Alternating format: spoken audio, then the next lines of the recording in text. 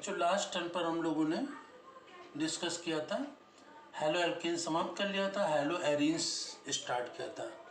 और hello arenes में nomenclature को डिस्कस किया था कि इसका नामकरण कैसे किया जाता है, ठीक है ना। हैलो एरीन्स में कि जो बेंजीन की रिंग होती है उसमें क्लोरीन ब्रोमीन आयोडीन लग जाता है, एक लगता है या दो हैलोजनी एलिमेंट लग जाते हैं या तीन लग जाते हैं, तो उनका नाम कैसे लिखते हैं, उसका नॉमेनक्लेचर कैसे करते हैं, इसको हम लोगों ने डिस्कस कर लिया था। अब इसी के पश्चात इसी में आगे डिस्कस कर रहे हैं आज nature of carbon halogen bond in hello arenes. Hello arenes में जो हैलोजनी एलिमेंट होता है क्लोरीन ब्रोमीन आयोडीन, तो वो रिंग से जो जुड़ा रहता है, तो उस बॉन्ड का नेचर क्या होता है, उसकी प्रकृति क्या होती है, तो उसको आज हम लोग डिस्कस करते हैं। नेचर या प्रकृति क्या होती है, ठीक है ना।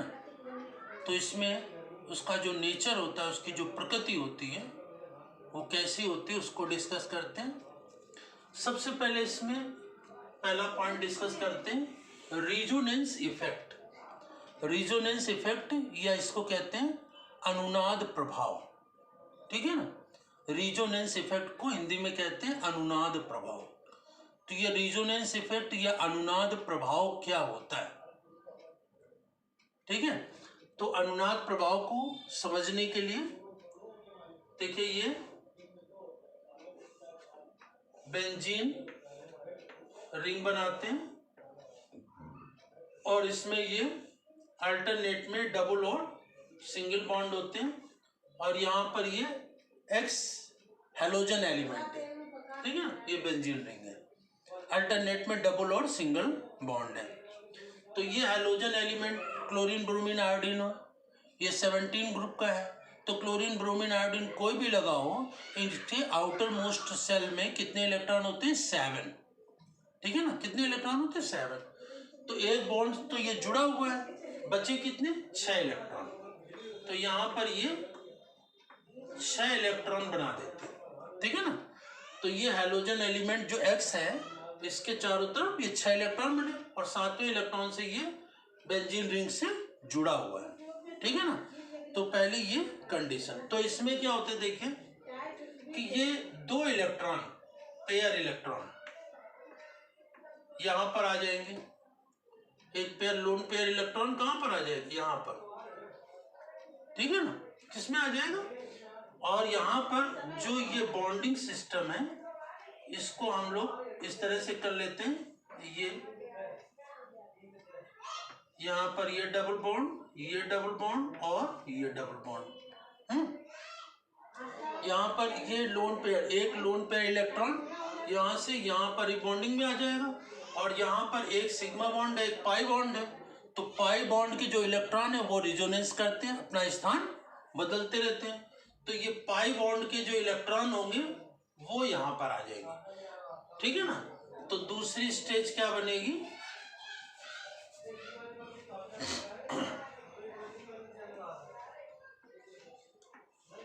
दूसरी स्टेज में देखेंगे यहाँ पर कि यहाँ पर 2 इलेक्ट्रॉन आ गए, ठीक है। और यहाँ पर ये लोन पेयर इलेक्ट्रॉन हो, तो यहाँ पर ये क्या हो गया, डबल बॉन्ड हो गया। यहाँ पर ये X और यहाँ पर इसके पास ये 4 इलेक्ट्रॉन, ठीक है ना। यहाँ से इसका एक लोन पेयर इलेक्ट्रॉन चलेगा, तो यहाँ पर X पर क्या आ जाएगा, प्लस चार्ज आ जाएगा, एक प्लस चार्ज आ जाएगा, क्योंकि यहाँ पर इसके पास क्या हो गया कि इलेक्ट्रॉन चलेगा, तो यहाँ पर पॉजिटिव चार्ज इसमें आ जाता है। और यहाँ पर कॉर्नर पर कार्बन है, तो कार्बन से 2 बॉन्ड ये लगे हुए हैं, एक हाइड्रोजन लगे हुए, तो 3 इलेक्ट्रॉन हो गए, और 2 ये आ गए, तो 3 2 5, एक एक्स्ट्रा इलेक्ट्रॉन आ गया। तो यहाँ पर इसके पास क्या होगा, एक माइनस चार्ज होगा, ठीक है ना, एक माइनस चार्ज होगा। रिजोनेंस इफेक्ट में क्या होता है, जो एक लोन पेयर इलेक्ट्रॉन होते हैं यहाँ पर जो बेंजीन रिंग से जुड़ता है, तो ये कई में होता है जिसके पास एक्स्ट्रा इलेक्ट्रॉन होते हैं जुड़ने वाले पर, तो वो एक सर्किल में बेंजीन रिंग में राउंड करते हैं, जिसमें पाई बॉन्ड के इलेक्ट्रॉन अपनी पोजीशन बदलते रहते हैं। इसी को हम कहते हैं रिजोनेंस इफेक्ट, अनुनाद प्रभाव।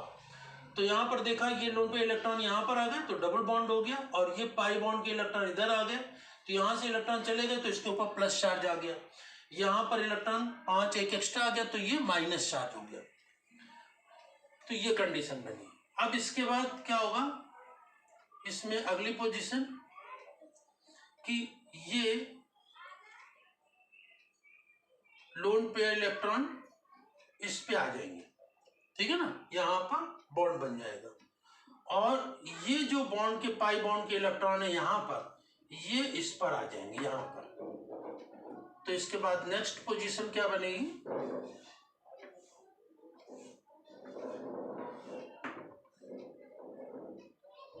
यहाँ पर X ये प्लस चार्ज, और यहाँ पर ये डबल बॉन्ड हो जाएगा, और इसके इलेक्ट्रॉन जो होंगे इधर के इस पर आ जाएंगे, और यहाँ पर एक ये माइनस चार्ज हो जाएगा, ठीक है ना। यहाँ पर ये माइनस चार्ज हो गया, और यहाँ पाई बॉन्ड के इलेक्ट्रॉन इधर आ गए, और ये इलेक्ट्रॉन यहाँ पर आ गए, तो इससे क्या होगा, ये बॉन्ड बन गया। तो ये इसमें क्या बनी, थर्ड पोजीशन बनी। अब इसके बाद नेक्स्ट पोजीशन क्या बनती है इसमें,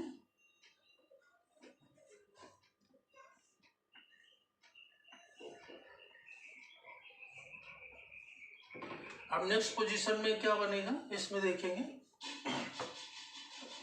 कि ये जो इलेक्ट्रॉन है, ये लोन पेयर इलेक्ट्रॉन, ये इस वहां पर पाई बॉन्ड बना लेंगे, और ये इलेक्ट्रॉन जो होंगे पाई बॉन्ड के इलेक्ट्रॉन, ये यहां पर आ जाएंगे, ये इस पोजीशन पर आ जाएंगे।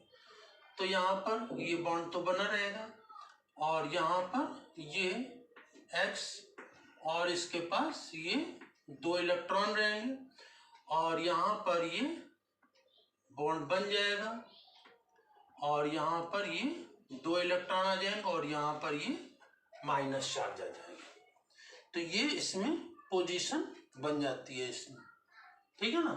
तो ये पहली पोजीशन, दूसरी, तीसरी और ये चौथी पोजीशन, ठीक है।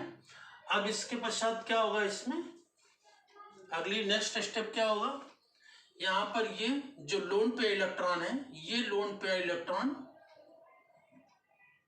यहाँ पर आ जाएंगे, यहाँ पर ये पाई बॉन्ड बना लेंगे, और जहाँ पर जो पाई बॉन्ड के इलेक्ट्रॉन है वो इस पोजीशन पर आ जाएंगे, ठीक है ना। तो नेक्स्ट पोजीशन क्या हो जाएगी इसमें,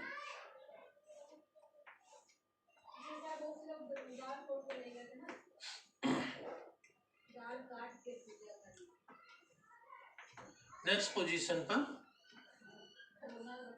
यहाँ पर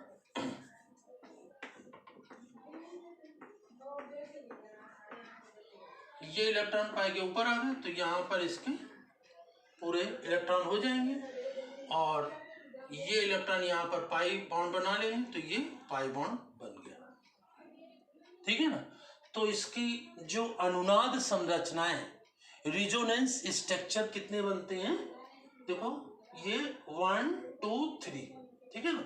ये पोजीशन और ये पोजीशन तो सेम है, स्टार्टिंग नॉर्मल पोजीशन है, ये इसी से स्टार्ट होता है, यहाँ पर आ जाता है। तो ये यहाँ पर लोन पेयर इलेक्ट्रॉन और पाई बॉन्ड के इलेक्ट्रॉन्स ये स्थान बदलते रहते हैं, राउंड करते रहते हैं, और किस तरह से इनकी संरचनाएं बदलती रहती हैं, इसी को हम लोग क्या कहते हैं, रिजोनेंस इफेक्ट या अनुनाद प्रभाव।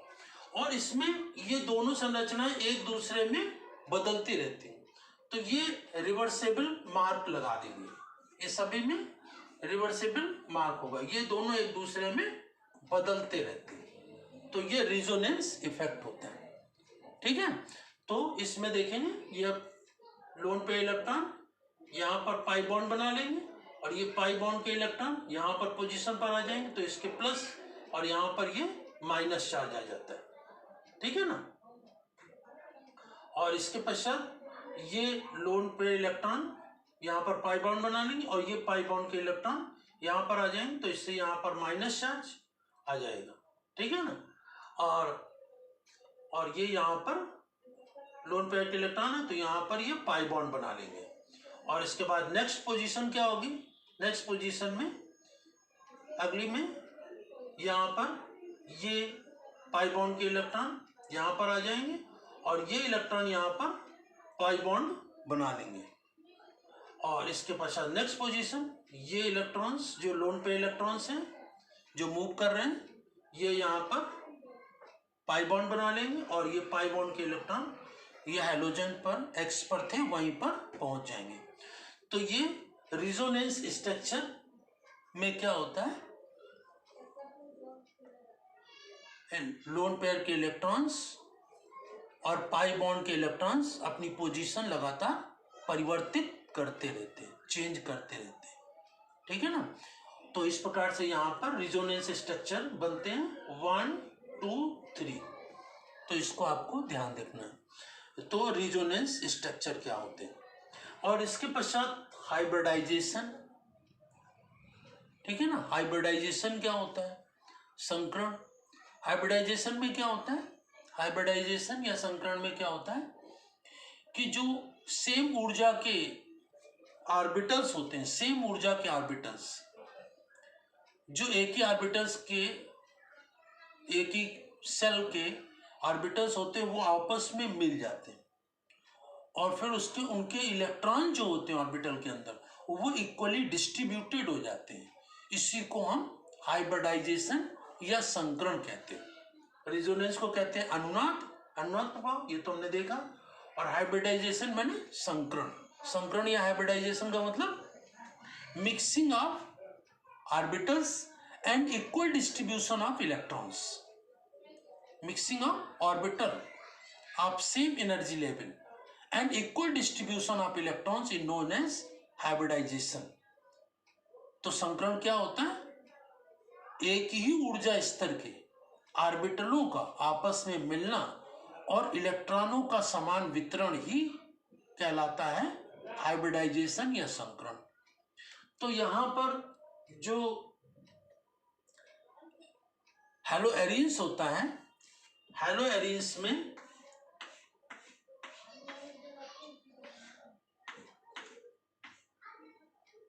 ये जो X जुड़ा होता है यहाँ पर इस कार्बन से जुड़ा हुआ है ना, ये कार्बन से ये हैलोजन जुड़ा हुआ है तो ये डबल बॉन्ड वाले कार्बन से हैलोजन जुड़ा होता है और डबल बॉन्ड वाले हाइड्रोजन से जुड़े होने के कारण यहाँ पर ये sp2 हाइब्रिडाइजेशन होता है, ठीक है ना। तो हैलोजन जिस कार्बन से जुड़ा होता है वो कार्बन sp2 हाइब्रिडाइज होता है, जबकि हैलो एल्केन्स में जो होता है वहां सिंगल बॉन्ड से कार्बन जुड़ा होता है जिससे कि हैलोजन जुड़ा होता है तो उसमें sp3 हाइब्रिडाइजेशन होता है, जबकि हैलो एरिन्स में क्या होता है sp2 हाइब्रिडाइज्ड होता है, ठीक है ना। तो ये इसमें जो कार्बन हैलोजन बॉन्ड का हैलो एरिन्स में नेचर क्या होता है, रिजोनेंस इफेक्ट या अनुनाद प्रभाव क्या होता है और हाइब्रिडाइजेशन क्या होता है, और हैलो एरिन्स में हैलोजन एलिमेंट जिस कार्बन से जुड़ा होता है उस कार्बन वो कार्बन कैसे हाइब्रिडाइज होता है, उसमें कौन सा हाइब्रिडाइजेशन होता है, तो sp2 हाइब्रिडाइजेशन होता है, ठीक है ना। तो ये हम लोगों ने आज हैलो एरिन्स में कार्बन और हैलोजन एलिमेंट्स, कार्बन और हैलोजन एलिमेंट की जो बॉन्ड का नेचर होता है, उसकी प्रकृति होती है, उसका स्वभाव होता है, वो डिस्कस किया। और इसको हम लोगों ने दो हेडिंग के अंतर्गत, नंबर 1 रिजोनेंस इफेक्ट या अनुनाद प्रभाव और दूसरा हम लोगों ने डिस्कस किया क्या, हाइब्रिडाइजेशन या संकरण। तो इसमें संकरण ध्यान रखेंगे।